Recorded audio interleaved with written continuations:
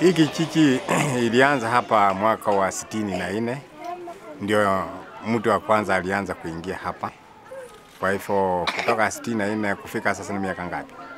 Watu wenye walikuja hapa na walikuwa ni watu maskini sana ambao hawana uwezo wowote. Ndio ambao walikuja kujificha hapa ili kutafuta makao. City cotton, yani kuweka tu box na karatasi.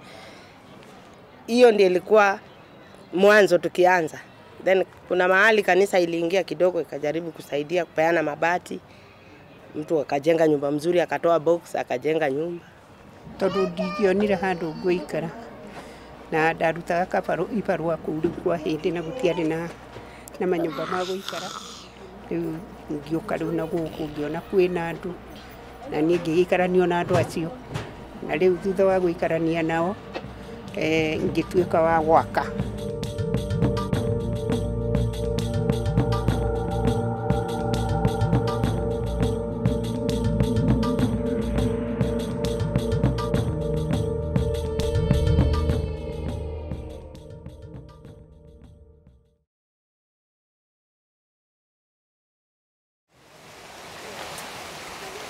These people are washing their clothes. They cannot afford 2 shillings to buy water for their domestic use.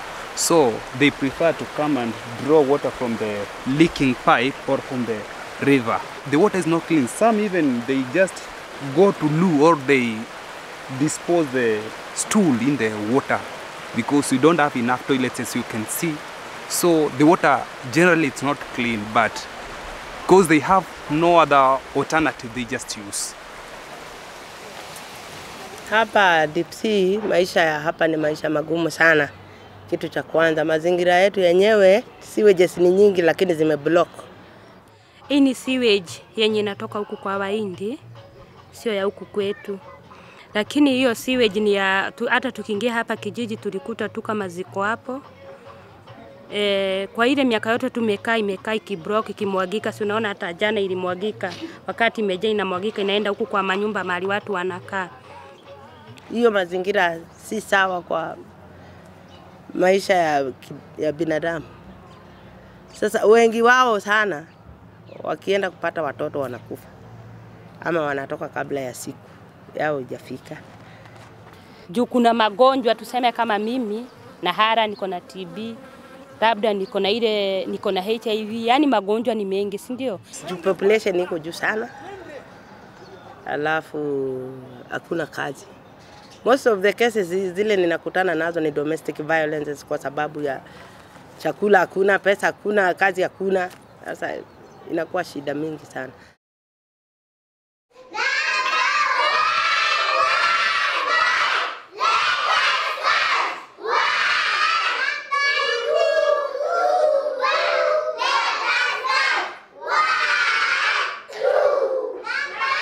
The school began about 8 years ago, and we have a feeding program for the children which is offered on daily basis. At break time they have porridge and they have lunch every day in school. This is because that in so many of the homes where these children come from, you'll find that they are not able to have all this met. Some of them go without food, and therefore there was need to cater for the physical life by ensuring that there is some type of food, because a hungry child cannot learn.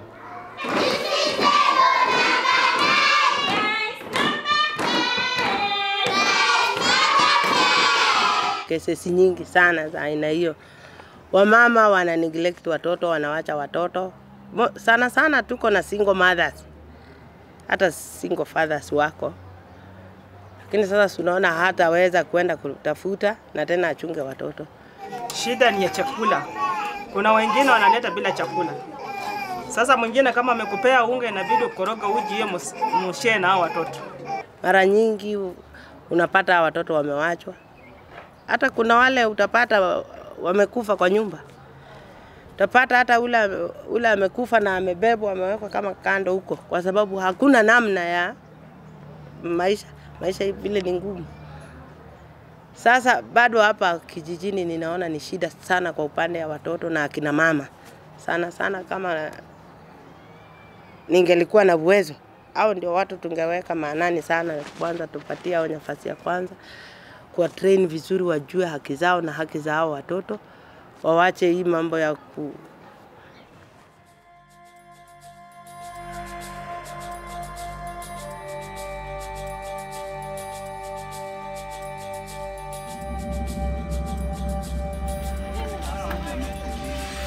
First and foremost, what is good in living deep sea, it's like a community living together. There's no people like this, because from north to south of deep sea, I know at least 90% I know all the people, and they are my friends, and it's like a community which is living, of which if you have a problem, I know so and so who lives in this and this house has a problem, so I go to help. If I have a problem, they just don't forsake me. They just come, they help me. Kitu ambayo nafanya kukua kama jamii moja, ndio naona kwa mfano kama tunauza tumboga kidogo na tujosiki kidogo ili ndio tuendeshe maisha yetu, na hapo ndio inafanya sisi tunashirikiana pamoja. Wengi wetu wanafanya within business yao, wanafanya within high range. Kama mimi ninafanya within the community. Nauza githeri, chai, ugali, mandazi pale. Na hii ndio source of income ile inaniwezesha watoto wangu kufanya nini. Unasikia mzee wangu alikuwa ameajiriwa hapo na kama askari, na hiyo kazi iliisha. Pia yeye anakaa hapo ananisaidia kupasua kama ni kuni, kuuza hii githeri. Na kuna mwingine tena ana shughuli yake. Wacha niseme ni kama base yetu ya survival. I'm busy man doing everything, operating water, operating machines, sometimes selling the kerosene, general work. Juu sasa tukiambiwa tutoke ama tulipe wengine wetu, kuna baadhi yetu wale hawataweza. Na kuna wale labda wanaweza kidogo lakini hawataweza yote. Kulingana na mapato yetu vile iko na mazingira ile tunakaa. Sasa deep sea ni kama source yetu ya income yetu. Mkitutoa ni kama mmetumaliza.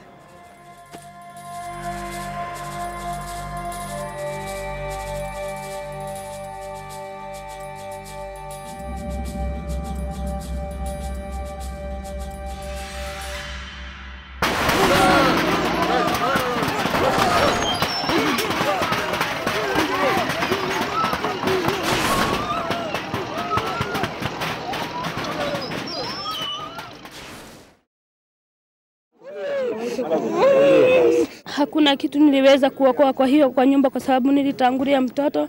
Nikawaambia tafadhali kwa nyumba kuna watoto. Wakatoa watoto na wakaweka hapo, wakashika tu blanketi moja, wakatoa wawili wakaniwekea hapo nje. Ndio wakashika sasa nyumba kusudiwa kutoka hapa ni shida kwa sisi kwa sababu wenye wanatustua ya kwamba tutatoka hapa hata hatuwaelewi ni watu gani. Na kusutua ambayo inatupatia shida sana, wanakuja usiku wa manane ili kuja kutubomolewa kama tumelala, na tunakosa fahamu kabisa ni kitu gani kinaendelea.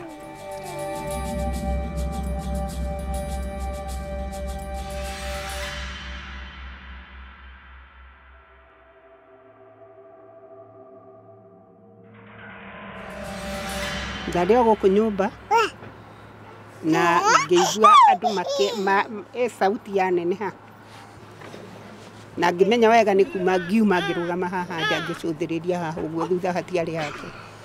Ngĩcũthĩrĩria ngĩona kweri rĩrĩa nĩ itinga, na kwambĩrĩria hau rĩ no kamũhuko ndoimirie, kamũhuko gwa ikitu. Nake mũthuri ũcio wĩ thutha waku nake akiumia tũindo twake tũnini. Tũkĩiga haha tũkĩrwo aca eheriai tondũ no tũkũgeria itinga ho. Tũgĩthiĩ na hau ũguo hatiarĩ manyũmba tũkĩigwo handũ. Nĩndacokire niĩ ngĩthiĩ barabara na ngĩkora arĩa marũaga marĩ na itinga, na nĩndonire DO na nĩndonire chief ũrĩa warĩ kuo hĩndĩ ĩyo na borithi na thigari cia SIBO icio cia DO. Nginya rĩu tũgĩkĩona andũ arĩa maratũhũrĩra. Hata mwaka wa 2005 walipokuja kupomoa, tulisitukia tu saa 6 usiku tunaamushwa, amkeni, manyumba yanaenda. Mtu unashindwa hata ukiwa na mtoto mtoka kama huyu, sangine unasahau kwa nyumba. Na sasa kama unasahau mtoto kwa nyumba namna hivi inakuwa ni shida. Na katika TFC watoto watoko kama hawa ndio wengi sana kuliko watu wazima. Mara ya kwanza kijiji ilichomwa. Mara ya kwanza. Sasa vile ilichomwa, unajua uwezi ng'ang'ania moto. Sasa ikabidi kwanza tutoke. Mara ya pili ikachomwa tena. Mara ya tatu tingatinga. Sasa vile tingatinga ilikuja ikabomoa. Juu ilibomoa hapa juu nyumba kadhaa. Tukafanya maandamano. Polisi walipokuja wakatupiga. Tear gas, hizi miti kubwa za jembe tulipigwa sana. Tukakimbia mpaka huku Dipsy. Na watoto, kuna mtoto alipigwa na tear gas ikakatalia kwa kichwa. Alipelekwa hospitali na mama yake. Wakukuwa wakichagua mpaka watoto wanapiga. Sasa Nyamarua akituambia kuhusu haki za binadamu, sasa sisi wanga tunajua tuko na haki yetu kama ya kukaa hapa Dipsy. Haya, tukikaa kiyuthi tukiongea, kila mtu anasema ni sawa kwa sababu tukukuwa na mtu mwingine wa kutufunza isipokuwa Nyamarua. Na sasa ametufunza mpaka tumejua.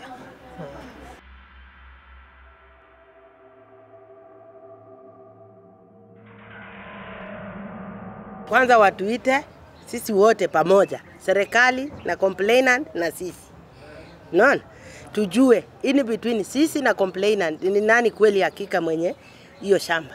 Na kama ni kutolewa, serikali lazima iangalie hiyo muda tumekaa kwa hiyo shamba ya complainant. Sisi bado hatujakataa kama kuna the complainant. Unaona? Lakini the complainant inatakana aje tukae na yeye tuelewane. Nikiwa kama mkubwa ya hawa watu ama kiongozi ya hawa watu, ningionelea kwamba kama serikali inaweza kutubalia ili tuwe na makao ya kutumu hapa, tungefurahia sana. Ama mashirika ingiweza kutusaidia ili tupate makao, tunaweza kufurahia sana. Kwa sababu mimi kama mimi nimezeeka sasa, ni mzee. Lakini nalilia hawa wajukuu wangu kama nikikufa labda watakuwa na mateso.